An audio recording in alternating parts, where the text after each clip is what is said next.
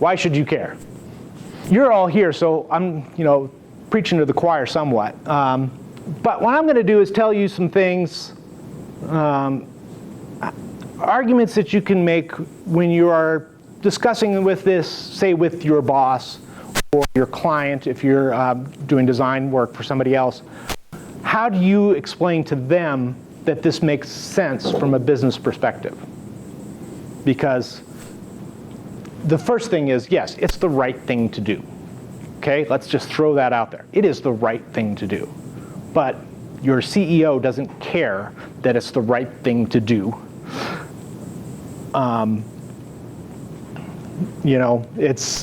They want other reasoning behind that. So, like I said, right thing to do. It's also mandated for most government agencies, and a lot of people here are government agencies. You have a mandate to do this. All right, so please do this. Okay, again, your CEO is not going to care. Let's talk about things that actually matters to that CEO or whoever. You're losing money. You're losing your customers or clients. We just talked about 20% of the population has a disability. Now, 20% of the population isn't going to have a problem with your website, all right? I'm not saying that they are, but 5% are, 8% are.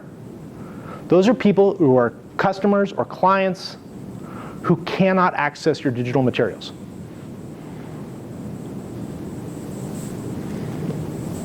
You're also losing government and business contracts. The large corporations out there, they know about this. And they're not doing business with people anymore who aren't doing accessible stuff. And that includes government agencies. You're also going to start losing grants because the grant agencies are looking at this stuff as well. They look at your website, believe it or not. So start paying attention to this. There's secondary benefits too to doing this. The first one is SEO, or search engine optimization. Does anyone know what I mean by that? Anybody heard of this website? It's this really obscure little website out there. It's called Google. Anybody have ever heard of it? Or am I the only one? Okay, Google. The little bot that comes and looks at your pages is blind, it's deaf, it has no motor skills abilities, it can't use a mouse, and it has a pretty severe cognitive disability. If you are building for accessibility, you are also building for Google. You are building for SEO, search engine optimization. You are making your website achieve a higher rank in Google just by doing accessibility. That's like cash money there, you know. You want to be in the top of the search results. So I used to work for the UNR School of Medicine, and just by concentrating on accessibility, if you were in New York, because you can fake it that you say, oh, I'm in New York right now, to Google. If you were in New York, you could search for Las Vegas plastic surgeon, and the School of Medicine was on the first page of results. And I spent not one dime to get there. I only concentrated on making the website accessible. Those other results that were on there, they paid a lot of money to get there, but I didn't, because I was concentrating on making it accessible, making it usable.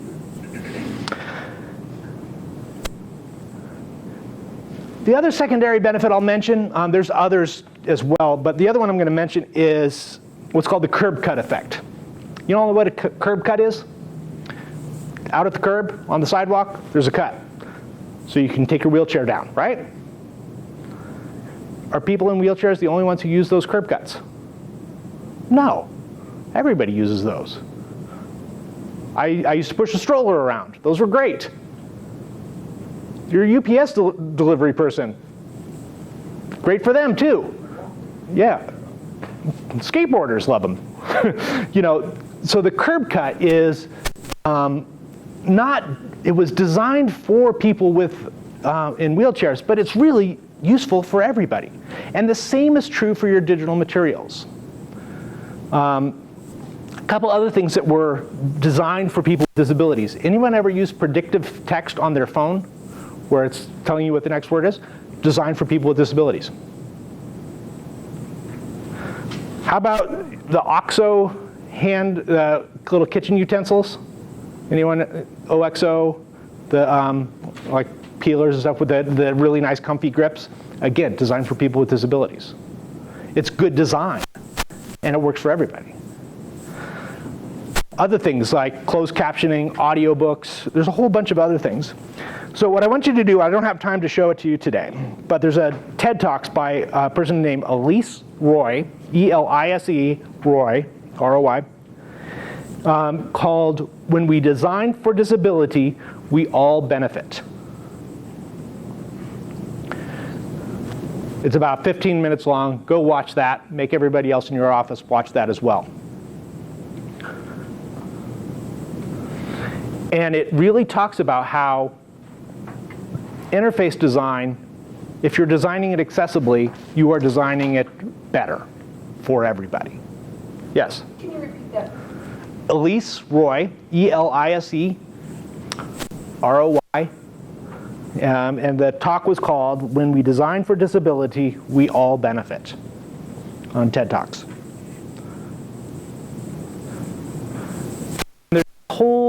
There's this whole branch of what we do digital accessibility-wise, which is interface design. Not just building it for accessible, but designing it accessibly and designing a user interface that works for everybody.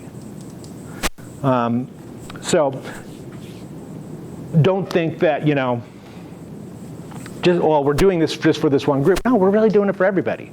It benefits everybody. And then the last one I'm going to mention we have to talk about is lawsuits. So the first thing that anyone ever tells me when we talk about accessibility lawsuits is, well, these are just a bunch of frivolous lawsuits. No, they're not. Let's take a case in point. This is Knowledge Center at UNR. And it was built in 2008, so 20 years, almost 20 years after the Americans with Disabilities Act was passed. It's a beautiful building.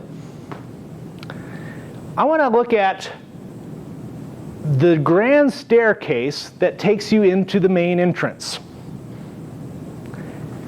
And over there on the wall, there's a little blue dot that you can barely see. I'll zoom into it here. It looks like that. If you're disabled, you can't go in the main entrance, you got to go around the side. And everybody's okay with this, right? I mean, this is something that people are just okay with.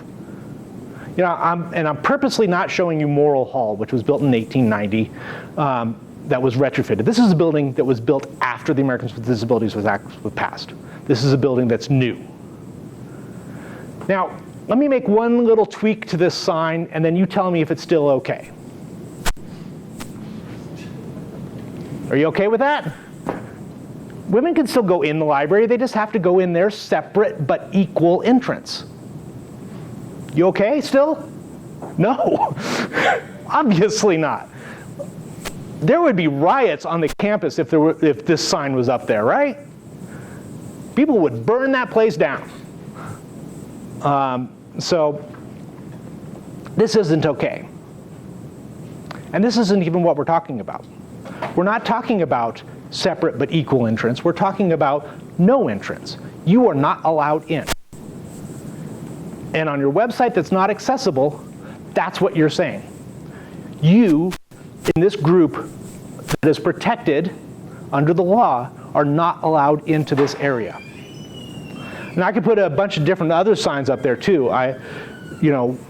We've got gender and disability, religion, race, any gender orientation, any of those other things I could put up there. None of those would be acceptable, right?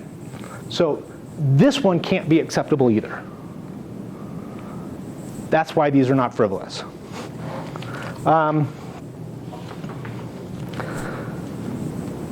So how could UNR have fixed that? How could they have done it different? Well, here's a staircase. This is called Robson Square in Vancouver. Here's an overhead shot of it. It's very pretty. And I'm going to give credit where credit's due, because UNR's new Pennington Student Achievement Center does have a staircase that's like this. I don't have a good picture of it though. Otherwise I would use it, but there are no good aerial pictures of it like this. Now this was built in 1983.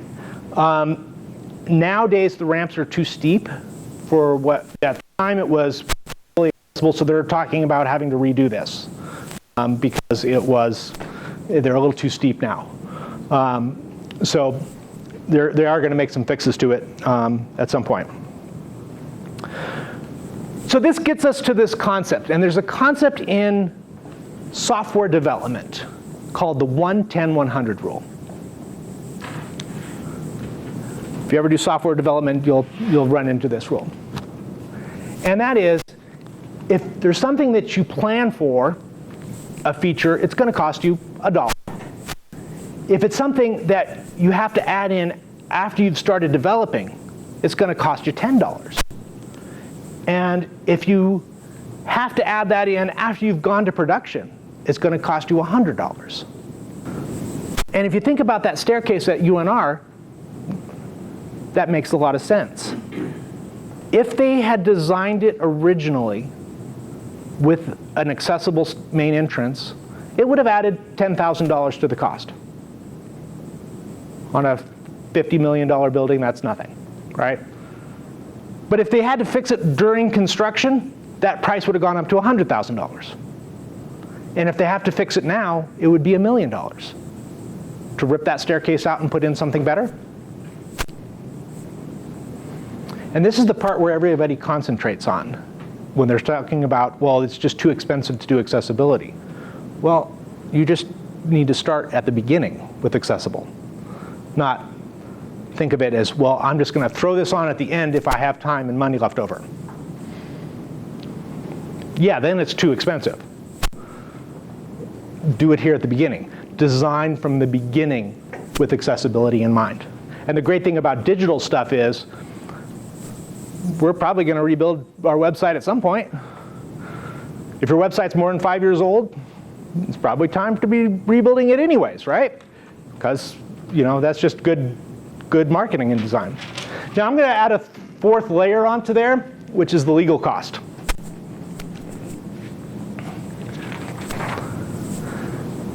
Again, you don't want to get into the legal cost of things, because it can get a lot higher.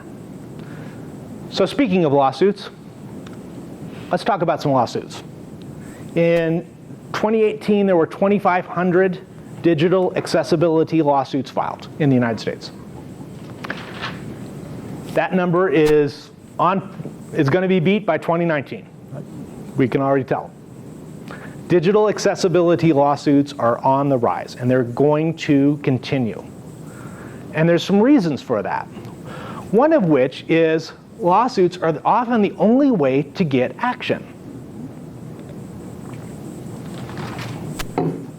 Now, I don't want to pick on UNR, but I did work there for a decade. And so that's where all of my good stories come from. The building I showed you earlier, the Knowledge Center. If you're in a wheelchair, you cannot get from that building to the Student Health Center at the med school, period. Cannot be done legally and safely. At some point, even if you take the bus, you have to ride your wheelchair out in a parking lot. I bring that story up for a reason. I was on a committee many years ago where we talked about this. And we discussed the fact that this was a problem. And the administration was, or not the not the president or anything like that, but the people who were responsible for it was like, yeah, it's too much money, too much effort. We're not going to even try. So the only way that that's going to get fixed is with a lawsuit. And same thing with a lot of corporations, government agencies. Oh yeah, we know accessibility is important, but it's just too much work. We're not even going to try. And so the only solution for a person who wants to access those services is to file a lawsuit. Now, one of the common misperceptions here is usually it's not about money per se. For some of the very large corporations, yeah, there's money involved. But for most of the digital accessibility lawsuits, all they ask for is court costs. That's still going to cost you $50,000, right? That's still a chunk of change, but we're not talking about millions of dollars that people are getting rich on. And 99.9%, more than 99.9% of those cases settle out of court. They don't go to trial. So, because it's kind of a losing proposition, because the courts really are siding with the plaintiffs on digital accessibility cases. So I'm going to mention 4 specific cases of things that have happened recently. There's a couple other ones that are out there, like the first real big one was versus Target Corporation by the National Federation for Blind. This was in 2006. They ended up paying out of court something like $10 million. And now, the National Federation and the Blind and Target Corporation have a partnership agreement with each other, and they're celebrating each other. And Target's website is fully accessible, and everybody's happy. So the first one I'm going to mention is called Gill versus WinnDixie. WinnDixie is a grocery store chain that's mostly in the South, mostly in Florida, through Texas, and all that. The Americans with Disabilities Act says that all public accommodations must be accessible. That's how it's phrased, right? WinnDixie argued, when they were sued, their website was not a public accommodation. Their stores were, but their website was not. They went to trial, and they lost. So now there's legal precedent that says your website is a public accommodation. Now the stupid thing about this, they had just spent $15 million designing their new website. $15 million. The highest estimate to fix the accessibility issues was $150,000. It was the highest estimate out of $15 million. Now again, if they had done it from the beginning, it wouldn't have even been that much. So yeah, they got fined $100 and something thousand,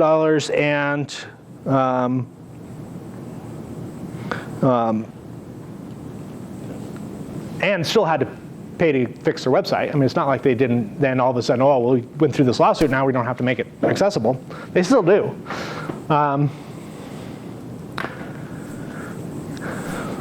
So another case that recently was Scandinavian Airlines.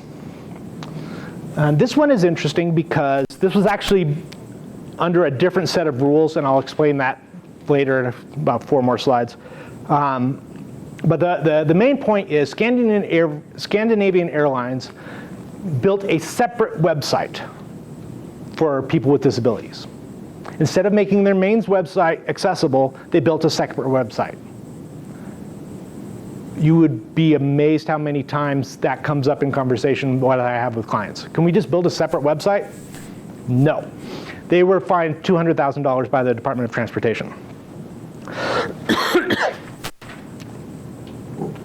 The next one I want to mention is Bartilson versus Miami-Dade County School District. This says the software for entering grades, they have not accessible. So Bartilson sued. Bartilson's not a student, Bartilson's an employee.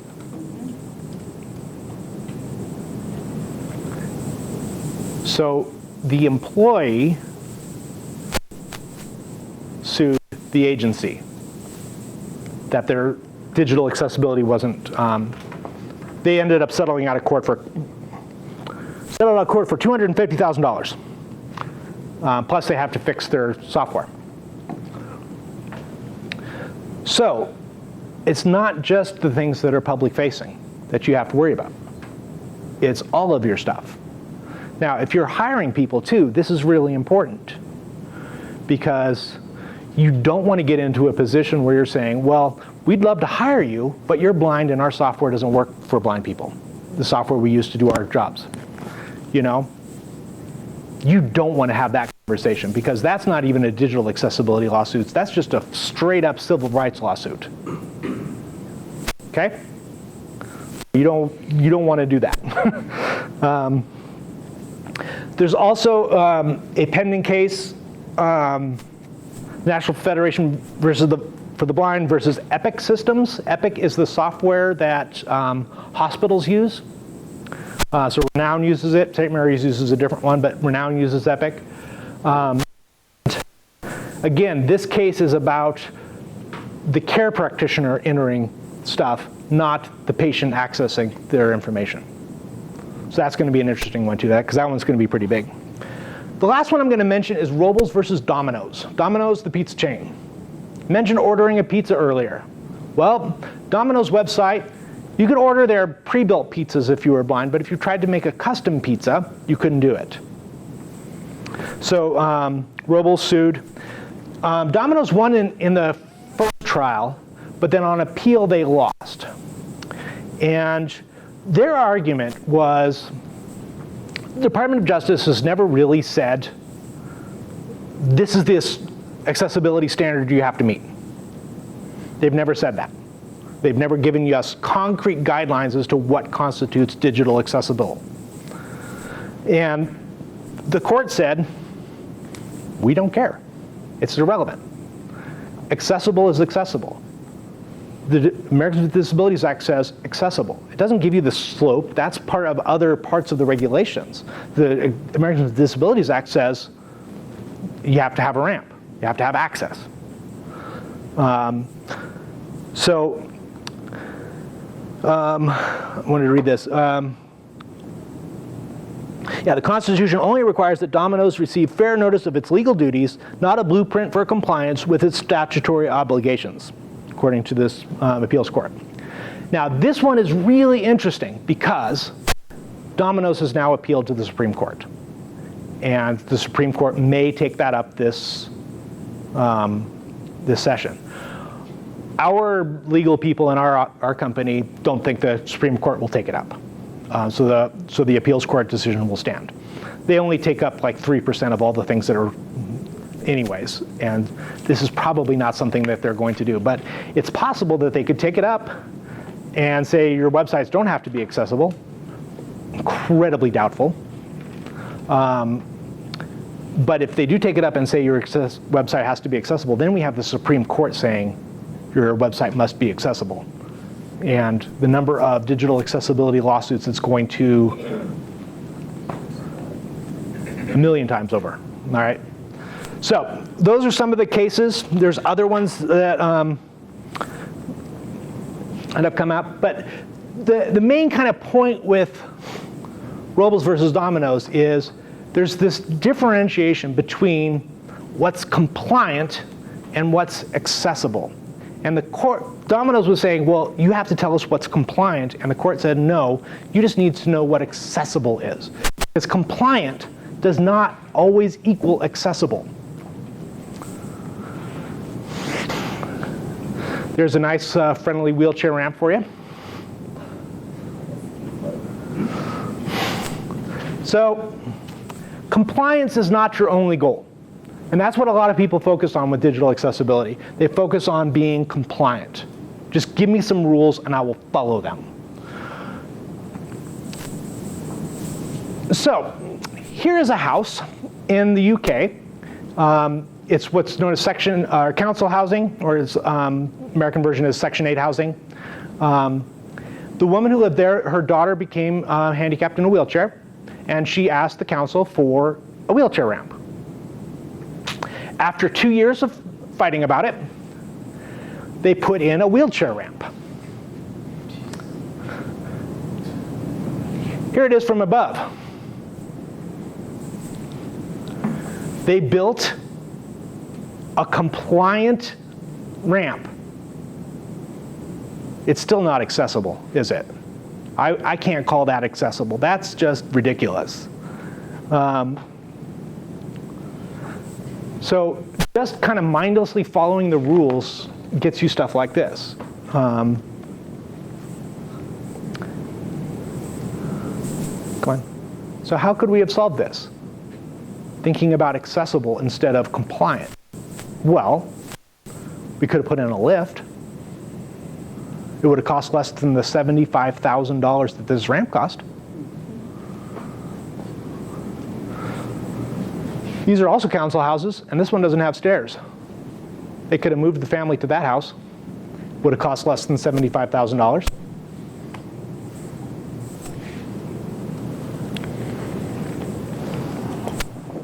So being compliant is not the end-all be-all. Being accessible is. Let's look at that in a digital sense. This is one of my favorite examples of all times. Here is a form. And we're looking at specifically at this choose a screen name field. And there's a little pop-up here that looks like this. Okay? Simple, right? There was nothing technically wrong with this. It was fully technically correct. But when JAWS got to there, this is what happened. Start your journey button. Choose a screen name, choose a screen name, choose a screen name, more information, choose a screen name, choose a screen name, colon. Choose a screen name, choose a screen name, choose a screen name, more information, choose a screen name, choose a screen name. This is the name that others on. Choose a screen name, choose a screen name, choose a screen name, more information, choose a screen name, choose a screen name. Choose a screen name, choose a screen name, choose a screen name, more information, choose a screen name, choose a screen name, will see. Choose a screen name, choose a screen name, choose a screen name, more information, choose a screen name, choose a screen name. This is the name that others on. Choose a screen name, choose a screen name, choose a screen name, more information, choose a screen name, choose a screen name. Choose a screen name, choose a screen name, choose a screen name, more information, choose a screen name, choose a screen name, will see. Choose a screen name, choose a screen name, choose a screen name, more information, choose a screen name, choose a screen name, colon. Choose a screen name, choose a screen name, choose a screen name, more information, choose a screen name, choose a screen name. This is the name that others on. Choose a screen name, choose a screen name, choose a screen name, more information, choose a screen name, choose a screen name. Choose a screen name, choose a screen name, choose a screen name, more information, choose a screen name, choose a screen name, will see. Gender. This is an optional field. Again, technically, there was nothing wrong with it. For those of you who want to know the technical bit about it, there's a label field, right, that defines this choose a screen name as the label. And it's legal to put it underneath the input field, and that's what they had done. But then they also had this little pop-up with the JavaScript in there, and it was causing it to loop back to the beginning. Every time it got to the JavaScript, it jumped back to the beginning. So just by moving the end of the label to before the JavaScript, it solved the problem. But the only way we knew that was a problem is because we ran it through JAWS. We listened to it rather than just running it with a tool or something. Yes? I was going to ask, there's tools out there like Site Improve and other things, so Site Improve wouldn't have caught this? Would not have caught this. I'll talk about this later, but the best tools out there, and I'll be honest, Site Improve is one of them, is definitely, they're one of the best tools out there. The best tools, though, can catch about 30% of the errors, and that's it.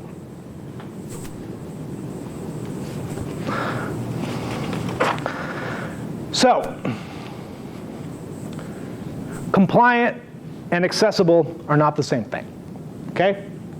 There's something that could be fully compliant and not accessible, just as there could be something that's accessible but not compliant. But where you need to be is in the middle. You need to be both. So you need to be both compliant and accessible, because there's a big overlap there. The reason for that, when lawyers are looking for websites to sue, they're looking here. they're looking, they run those tools, not Site Improve, but other things like Site Improve, to just scan websites, see who's got accessibility violations. Your users, though, who are going to see you, are in this group. They don't care about the compliance, they care about, is it accessible? Can I do this task?